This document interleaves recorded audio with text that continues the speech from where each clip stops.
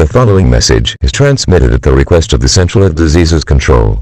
A dangerous virus breakout has been issued at the American University Preparatory School area due to a breakout called Sarcoptes Scabies.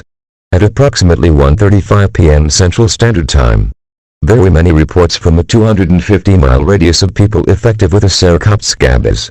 They called it the Scabies disease because of 5 students named Lainey, Ryan, Lori, Henry, and Donnie. These effective students were making people have to Sarcoptes Scabies. The symptoms of the Sarcoptes Scabies are mainly itching, especially at night, and a yellow lump around the skin which can pop in a matter of scratches which pus will come out after that. Depending on the size of the Sarcoptes Scabies is depending on the affection. This situation should be taken seriously and should not be ignored. All residents of the United States are advised to do the following instructions.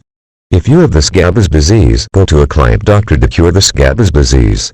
If the situation gets worse or doesn't cure in a week, go to a medical hospital to get proper treatment. If you do not want the Scabies disease, do not share anything with an affected person such as food, drinks, clothing, or any type of things you have. Stay tuned for more updates on this upcoming situation.